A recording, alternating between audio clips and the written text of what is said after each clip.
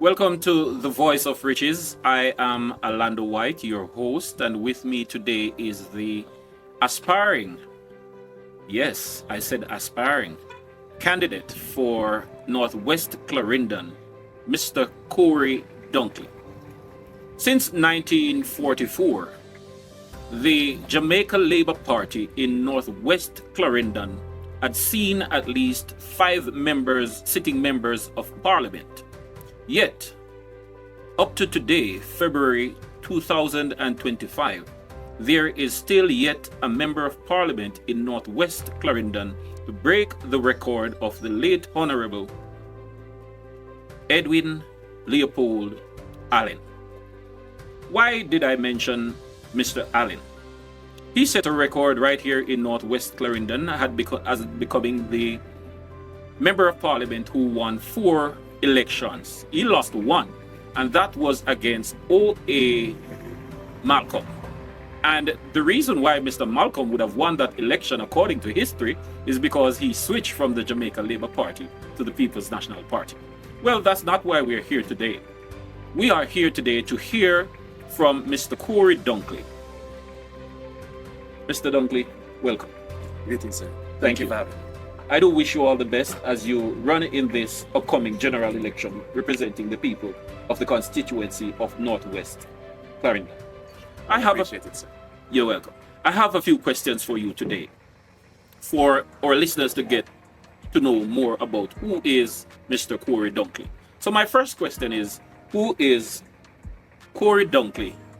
And a question to follow up that would be, does Mr. Cory Dunkley have the requirements by law to run in the general election representing the people of the constituency of Northwest Clarendon? Well, to answer your question, the first part, who is Cory Dunkley? Well, everybody in Northwest Clarendon knows about the Dunkley family, and that is where my base is from. Frankfield, and indeed throughout the entire constituency, a family member is not too far away. I'm an attorney at law by profession, so I'm very detailed when it comes to organizational structures and getting jobs done. My interest in the constituency would have peaked because of all the outcries that I heard from the people, and listening to the people, thinking about it and forming solutions with them and my team. I think we have exactly what is needed for this constituency to bring us where we need to go. In relation to the follow-up question, I can answer that unequivocally, without a doubt. I have every legal requirement that is necessary in order to be your next member of Parliament. So to my ardent listeners out there, you've heard it from the aspirant candidate, Mr. Cory Dunkley himself, from his own mouth. Mr. Dunkley, your father is a well-known man throughout the constituency of Northwest Clarendon. And my polls are showing me that many persons are confused if it's the father or the son that is running. But now you've made it known that it is the son. How do we differentiate you from your father for those who know your father? And also to that, my next follow-up question is, how do you plan to ensure transparency and accountability, especially with public resources and government projects? Well, for your first question, my father is older than me, so that's the easiest way to differentiate. That's a good one, indeed. The second way is, well, he raised me, so it's going to be hard to differentiate by character and love for the constituency, because everybody in the constituency knows that my father has put in a great deal of effort and work into the constituency development, and I am following behind him to get to the point where I need to be, where I can become greater in my impact in the constituency. For now, Cory is Cory, and that is very obvious to everybody who has spoken with me at all and spoken with my father.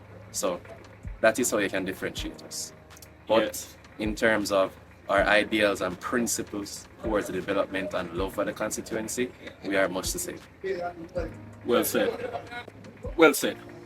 What steps will you take to create economic opportunities, especially for the youth of Northwest Clarendon, and to improve the existing infrastructures? Well, you see, when we come to the issue of, because what you're really asking me is about growth and development. When you come into the issue of growth and development, there are a lot of pain points that were left. And indeed, almost nobody is perfect, but almost everybody has been wanting some more because of lack of listening.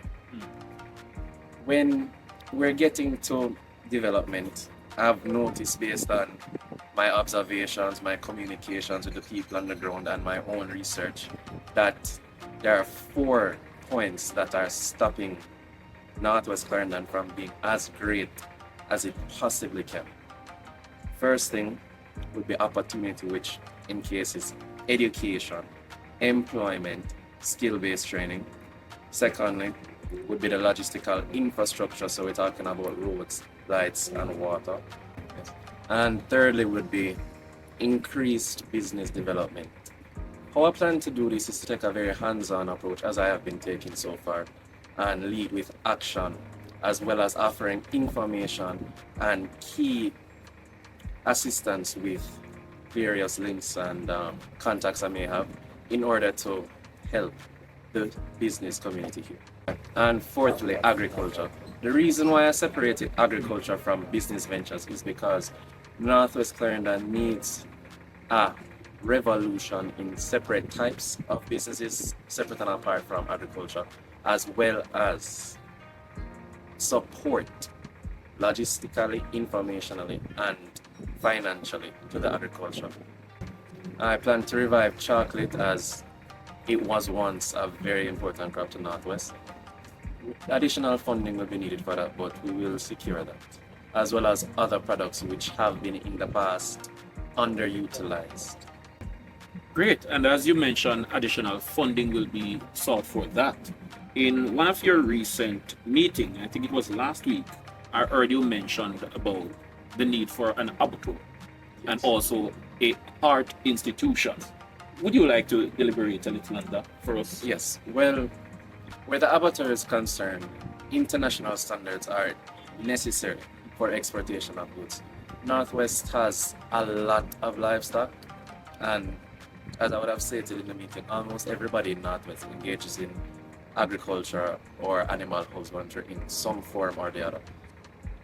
It would be difficult to secure that standard individually. However, if there is a group collective working on it, that would be a lot easier for the interim until it can be expanded throughout the constituency.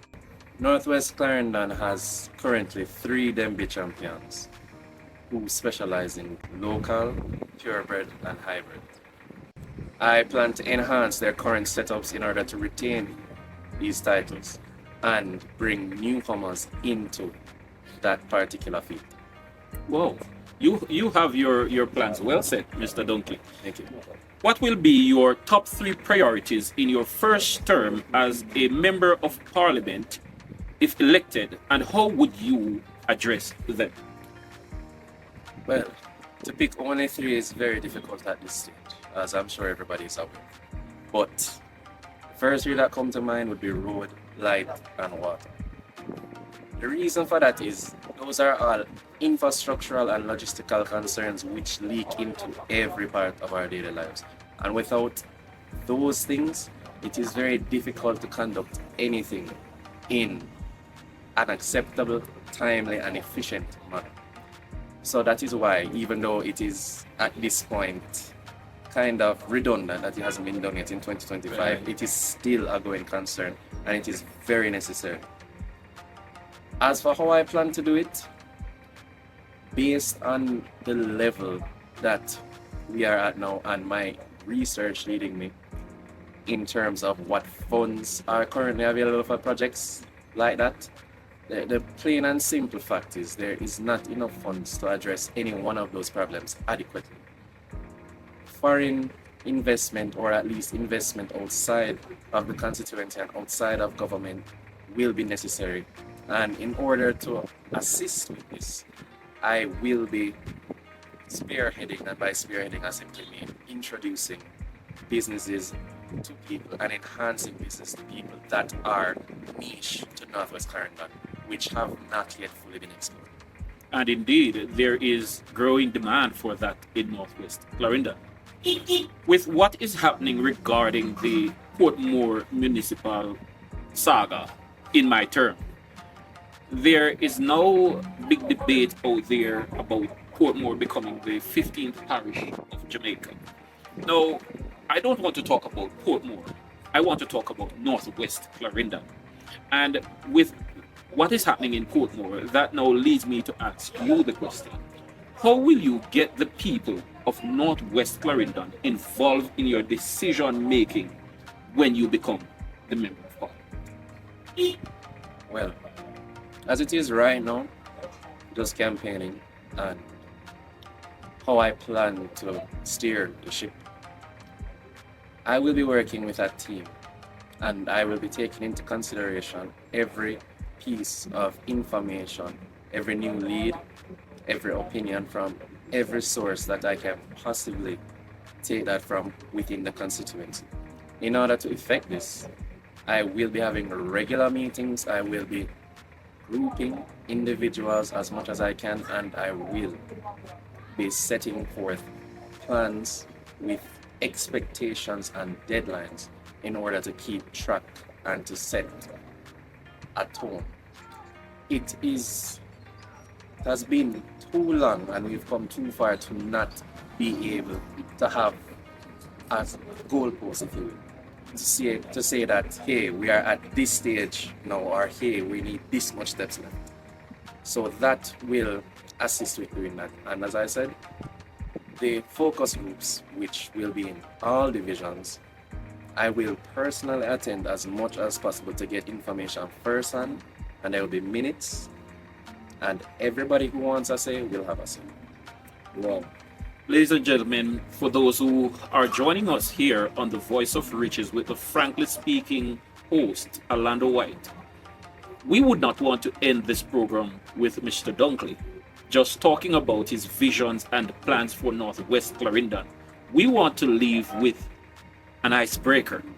And the icebreaker, Mr. Dunkley, is you have an opponent that you must face if elected to be the final runner of representing the Jamaica Labour Party. And that opponent, in my description, I described him as the giant of a man, Mr. Richard Azan. I'm going to save the questions regarding your opponent for our next meeting, but I would like you to give me one description of who you believe your opponent is and what you have to offer that your opponent does not have to offer, that you would like the people of Clarendon Northwest constituency to know the true reason in one statement why they must vote for Cory Dunkley to become the next member of parliament. Well, to answer your question, I'll paraphrase the Bible. My constituents know my voice, and a stranger they will not follow. Wow. Well said, Mr. Dunkley. Thank you very much. I do wish you all the best. There you've had it from one of the candidates running to become the next member of parliament for Northwest Clarendon, Mr. Cory Dunkley. You'll see him out there, you'll hear his voice, and I'm sure he's looking for your support. Thank you very much.